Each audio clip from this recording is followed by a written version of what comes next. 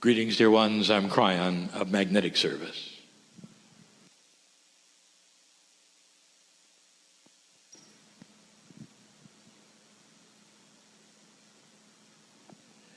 For those of you who have not heard this before, the voice is the same. The human being sits in the chair, it's the same.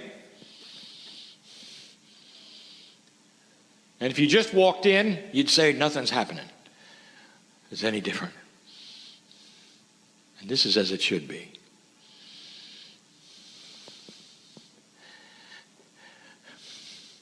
Dear ones, the human has a spiritual discernment engine. Truth or not truth. Energy or no energy. Sensitive or not sensitive. Could it be what he says it is?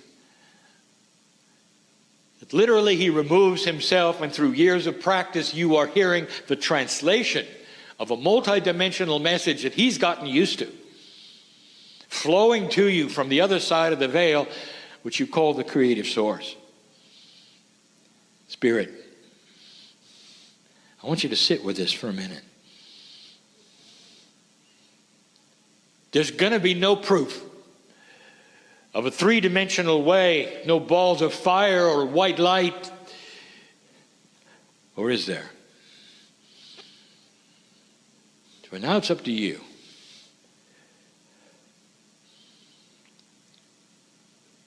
Years ago, my partner was invited to channel at the United Nations. His first trip to the East Coast, he was frightened. Never seen that many people together before. He went to the big city, taken upstairs into the committee room where they had just signed peace in Bosnia.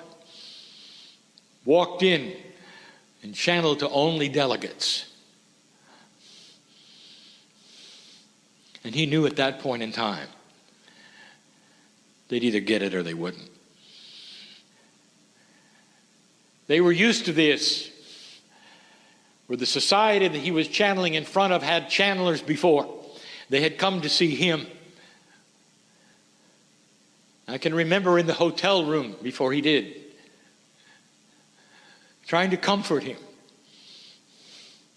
because of his doubt. I asked him what he was afraid of. And he said, what if they don't think it's real? And I asked him, do you? And he said, I know it is. And I said, leave it alone. He was invited back 6 more times. Dear ones, the discernment engine of the human in this room is the best tool you have for truth.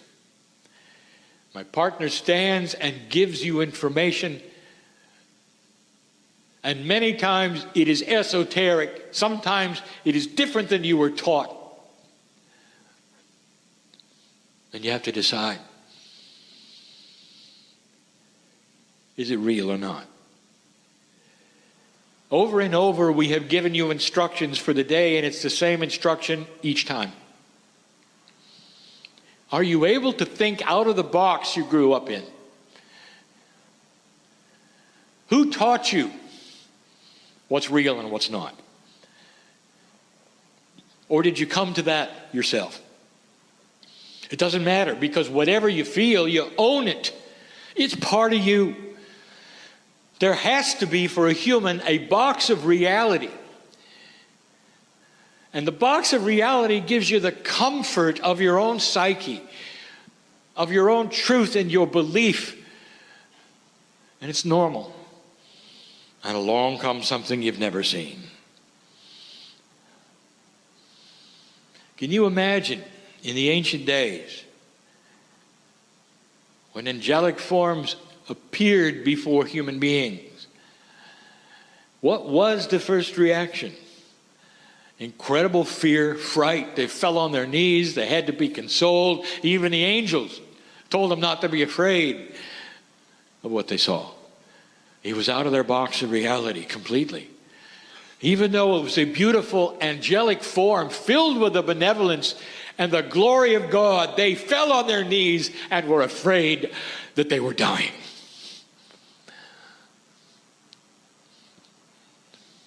It's the same. What is your box today? What won't you believe because it's just too far afield from what you've been taught? Healer in this room, light worker in this room, you have spent years learning certain things, certain ways, and now we are saying they've changed. That's difficult. For now you to rearrange that which you're committed to it. You cognized it. It became part of you and the way you work, the way you sense energy in order to heal a patient or read somebody. And now we said it's different and it's changing and it's moving. And there are those who would say, no, it isn't, because God's always the same. It can't be moving because God's always the same. And my retort to that is that God is always the same, but you are not. And it's you who are moving in energy, not God. Things are getting bigger. The antenna, if you want to call it that, of the light worker is starting to become more sensitive with more points of reception. It is becoming complex, it is becoming stronger, and it's confusing. The human likes single source thing. Simplicity in God. One God, one way. And you argue about it on the planet so fervently that you kill each other because you're not doing the right thing, worshiping one way, one God. You got one soul, one body, one heaven, one hell. What if it was really complicated? What if there is a beautiful benevolence in the complexity of the physics of God? What if energy plays a role you didn't think about before? The energy of things like prayer, awakening, synchronicity. And that's what we're going to speak about tonight. But dear ones, I'm asking you to get out of the box. Get out of the box of singularity where there's simply one way, one face, one soul. And ask yourself, could this be bigger? And if so, what is my part in it? And dear ones, if I could show you the truth today, you'd all breathe a tremendous sigh of relief, because there's hope. Humanity is beginning to evolve slowly in order to make better decisions in the future. And that is new. It only takes a sociologist or even an anthropologist to prove it. For in all of your history, one of the remarkable things, if you've studied it, is that it never changes. One generation goes to war, it dies off, and the next generation is skipped, and the next one does the same thing, often with the same countries. It repeats itself like you never learned anything.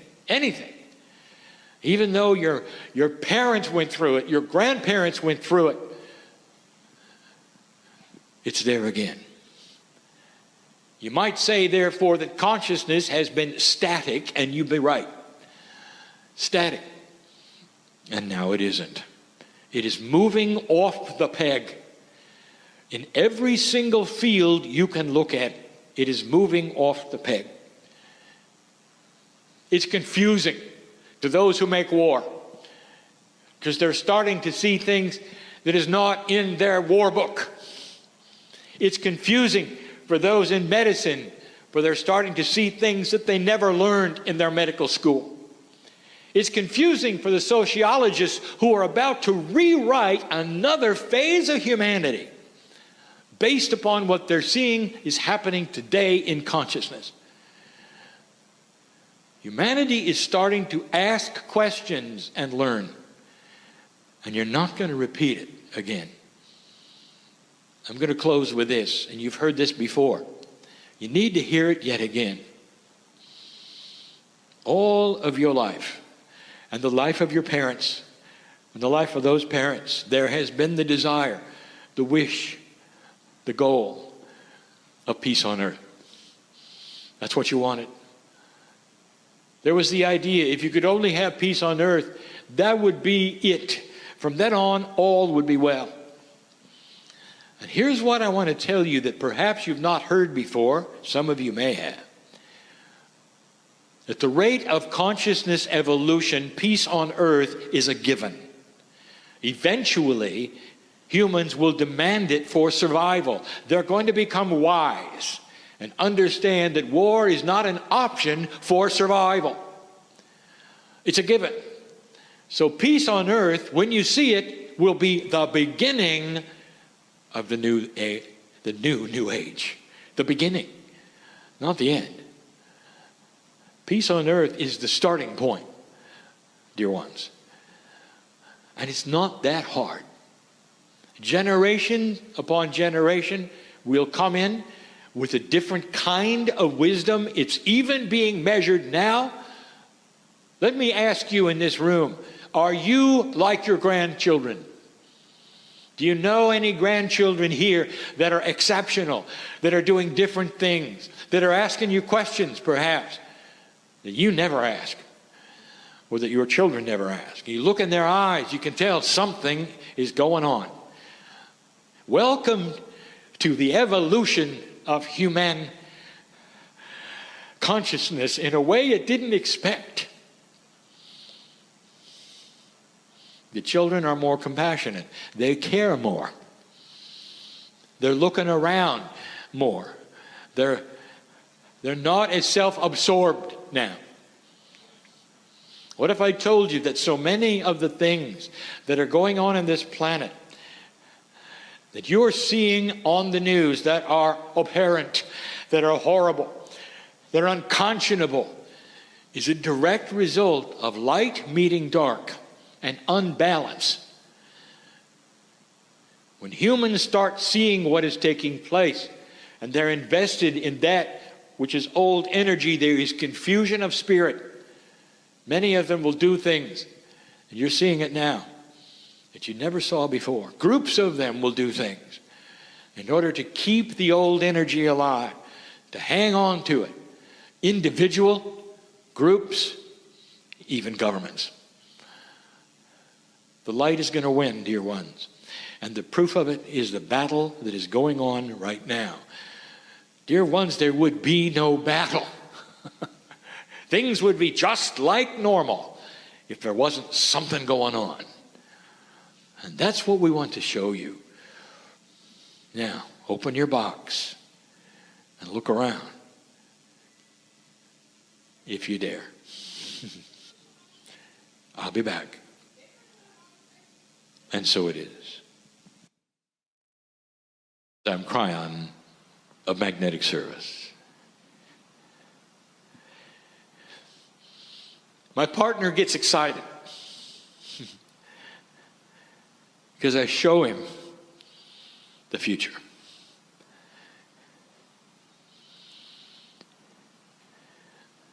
The difficulty is always the same. You want it now. Old soul, there's no hurry, because you're going to be here to see it. You may look a little different, but you're going to be here to see it. And what I mean by this is the lineage of those and the akasha of those in this room is going to be part of the future. No matter how old you are at this point in time, no matter what you think that you're a part of at this time, I would like to tell you that the old soul is going to continue. And that this transition to a new energy on the planet is temporary. You're going to start to see results. There's a fast track system that is going to echo what you want. Consciousness has energy. The energy is seen and measured and is part of the fast-track system. There is a system in place to give back to you on the grids what you are endeavoring to create as an old soul. We told you this before. An old soul carries more conscious energy weight than a new one does. The Akash absolutely has what I will call stripes. What I mean by that is you become a weight and authority on the consciousness of the planet because of your experience. You weigh in harder than a newbie does, more profound than anyone else. A group of old souls in prayer is unstoppable. Almost. And I want to talk about that. I would love to give you physics that you've not discovered yet that help you to understand some things that are puzzles. I may try. But before I do that, I want to give you this. Dear ones, you're old souls. In this room, you can feel it.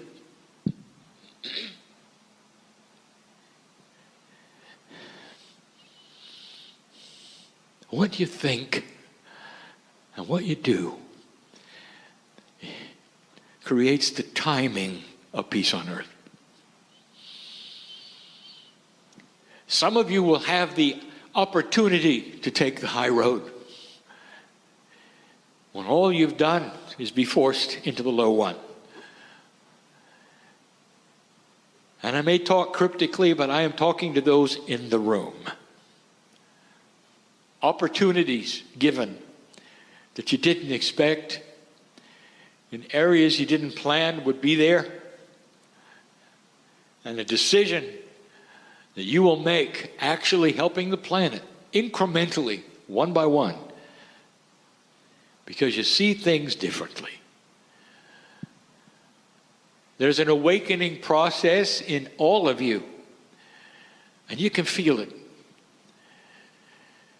And one of the attributes of this awakening process that I want you to look for is joy.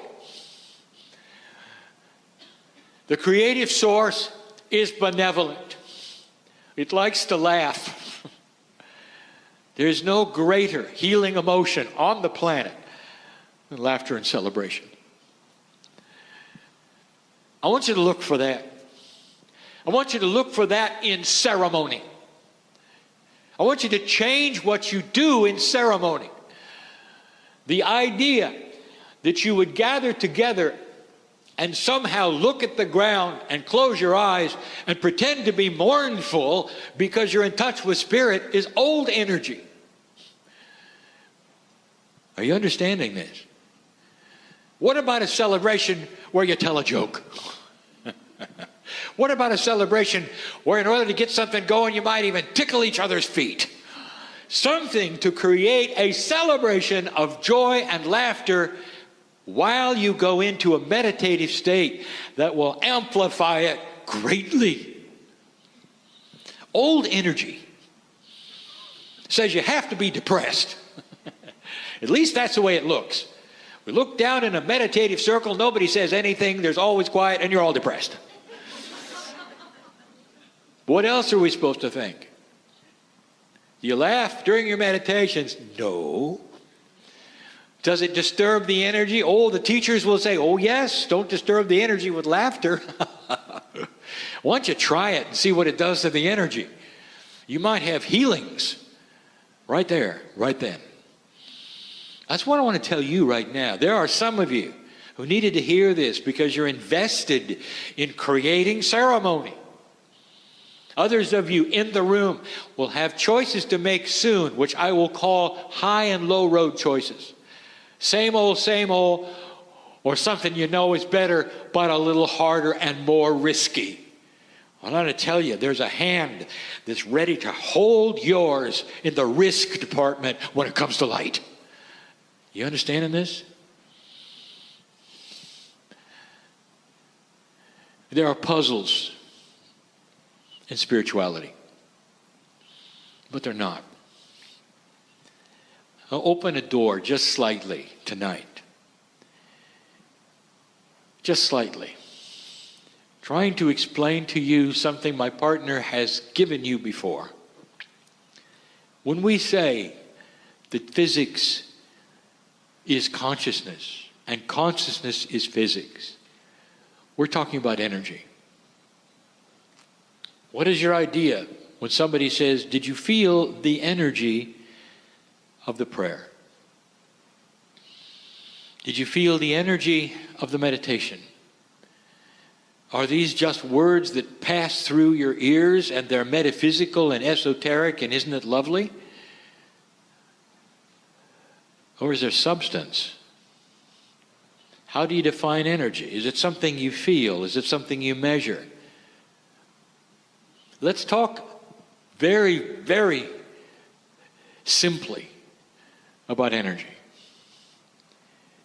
Long ago, basic science realized that energy is not destroyable. You cannot destroy it. You can change it.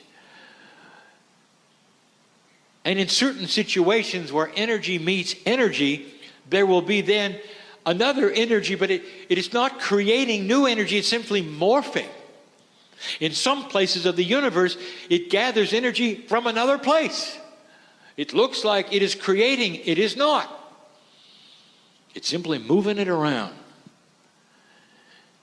You might say energy then is absolute. There are those who would say there is no more energy in the universe today than at the moment of what you called the Big Bang, which, by the way, there was no such thing. There was a beginning, and there was an energetic start, but it was not an explosion and it was not a bang. It was a quantum event of an intersection of what we have called dimensional membranes. We don't expect you to understand that. We don't want you to. It's not needed.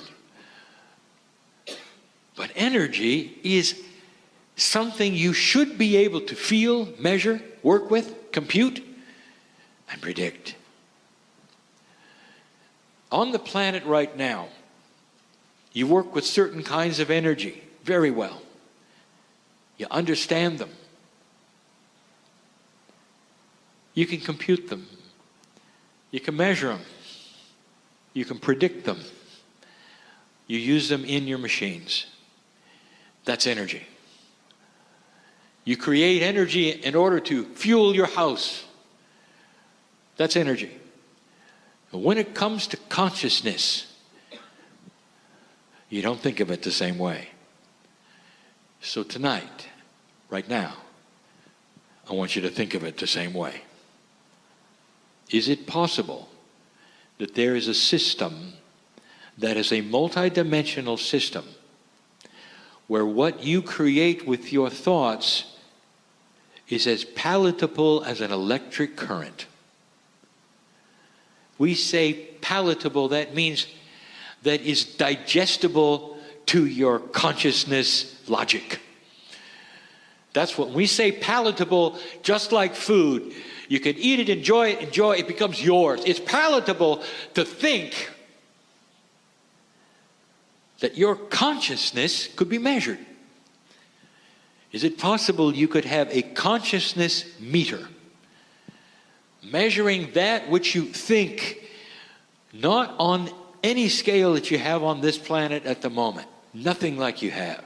I'm talking about a quantum measuring device, a way you could see the energy you create when you focus your mind. If you had that right now, it'd change everything. You have a group of light workers and you're going to concentrate on creating rain. Now don't do that, because you're going to get it anyway.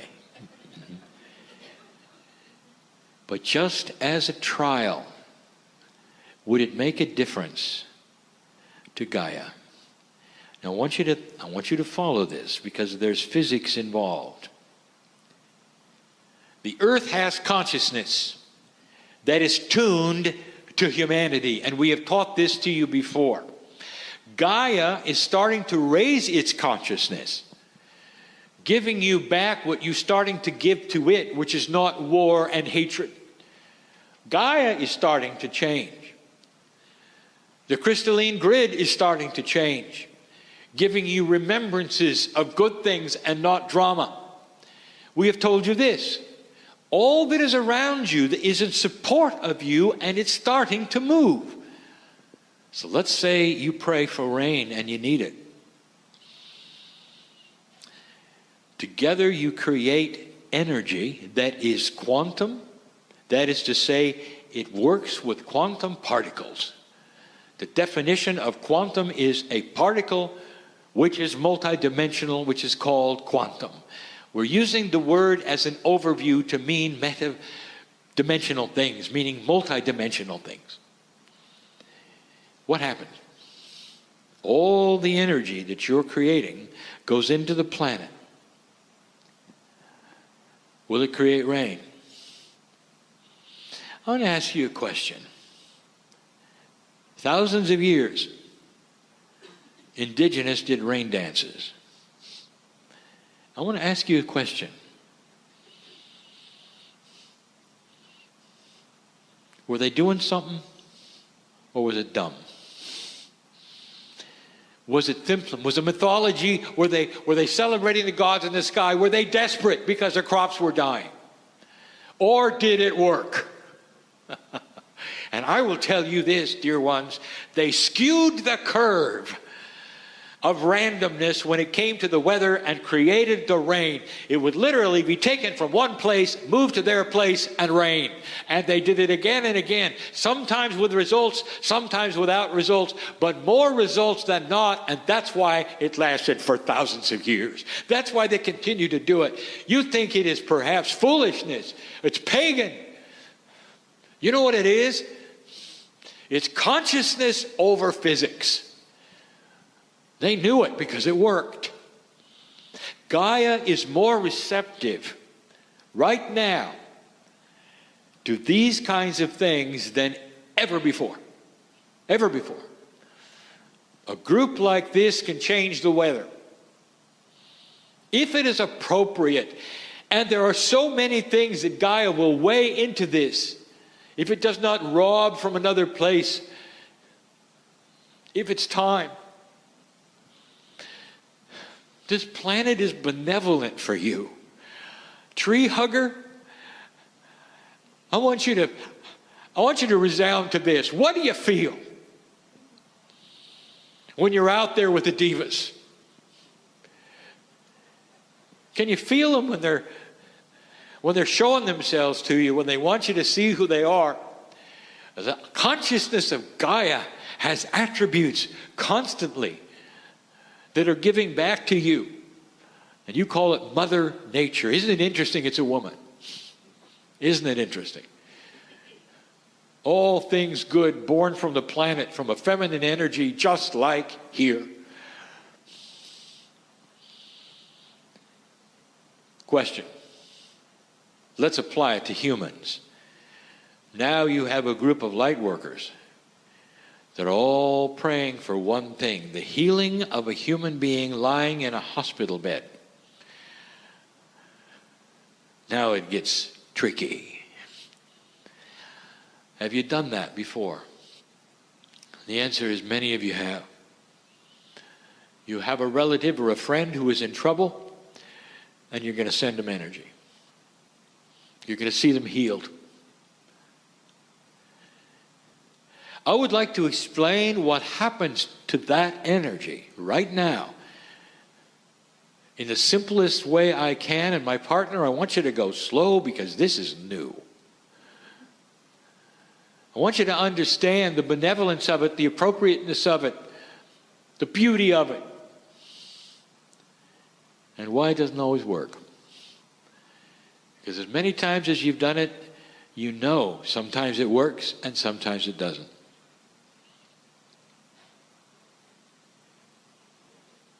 Prayer has consciousness.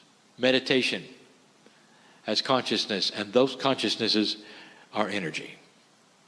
Just like the electricity you can measure in an amp meter, there are other meters of consciousness that can measure it, and it's quantitative. It actually has attributes of measurement that have not been invented yet.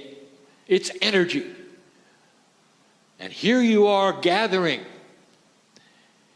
It's an interesting attribute about consciousness that is multidimensional, that it does not follow the rules of linearity. That is to say, when two or more get together, it is amplified in an odd curve. Not exponential, but similar to it. It's part of the math that you don't know yet. It's a base 12 equation, and it's a measurement of consciousness. You're focusing, you're seeing the healing, and here comes the energy. It was developed from you, you sent it. You didn't create it. It has come from an engine that has to do with a central source, and it comes through you and is sent to the individual. So you didn't create it out of nothing. Dear ones, you're in touch with spirit when you're meditating, when you're praying. You can feel it. You're pulling on that which is spirit, and you're pushing it right to the one you want to be healed. All is well. You're doing it right. The creative source has seen you and has granted that energy transmission right from the pineal, right from your consciousness, the triad of your brain, and focusing it right to the one in the bed. So far, so good. Now, I told you that energy cannot be destroyed, so it's got to go somewhere. If I told you the mechanics of this, it is not that which you would understand, and even my partner is having trouble with the picture I'm showing him. The first thing that happens, the energy hits what would call a potential membrane of manifestation. It's ready to go, but it has to pass through this membrane. That particular membrane is hooked to the physics of the consciousness of the healee, the one in the bed. They got to believe it. They've got to believe it. Oh, I didn't say they got to want it. Of course they want it. They may even give verbalization. Bring it on. I need it. I want the healing. But inside somewhere, there is something that says, but I don't believe it'll happen. Because they haven't committed to it. They haven't opened their pineal. They haven't connected it to the source. The source is missing. You've got to have a circuit. The energy hits the membrane and sees the consciousness is not then compatible. It's not compliant with the rules of the physics. And the energy of the prayer is then dissipated through the membrane and goes somewhere else. That's all I can tell you. That's scenario one.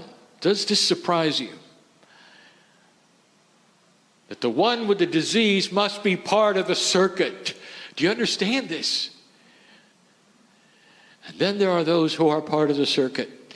And I will tell you, the ones who are most part of the circuit are infants who cannot object with any intellect. And they're going to get it right away. I'll tell you, other animals are ready for the healing energy. They're going to get it right away. They can't object because they're wide open. The membrane of their consciousness is ready and will accept it because there's no intellectual objection or a kosh that'll get in the way. Sometimes a human will be partially ready and some of it will get through. This is complicated. We're dealing with physics, formulas, energies. Does this disappoint you that we'd want to quantify prayer? I want to give you something to think about. God is the master physicist. This is not a puzzle. This is beautiful. And when you find out about it, you're going to be able to understand it so much better when you can measure it. You can actually show it to the one in the bed, give them instructions on how to open the membrane, have it sail through, have things happen that never happen now, only because you're not aware of the beauty of the numbers. Oh boy, but can you send energy? And you do a good job of it. Dear ones, don't ever stop. Something is starting to happen on this planet to people in trouble. They're starting to believe it. They're starting to get it. They're starting to open what I would call that consciousness membrane, the compliance, what I will call of the protocol that you're sending them will be compliant to the receiver that they are, and they will understand at a physical level, and the chemistry will change inside, and there will be a healing. Don't go away puzzled by this channel. I want you to go away enhanced with the beauty of this. The beauty of this. I just gave you a snapshot of the future. I just explained prayer. I just explained meditation. And the indigenous of this planet know it. The monks in India know it.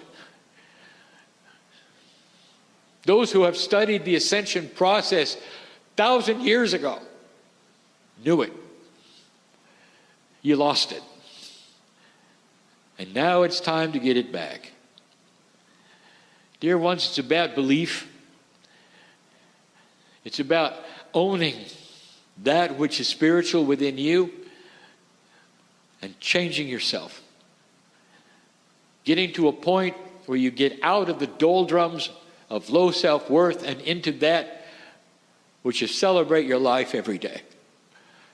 How many of you have the courage to do that? Wake up, put your feet on the floor, and say, thank you, God, for my life. It's making a difference on the planet. This or something better today for me. I'm ready.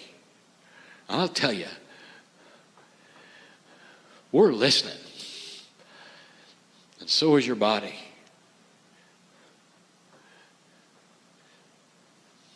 I'm crying in love with humanity. And so it is.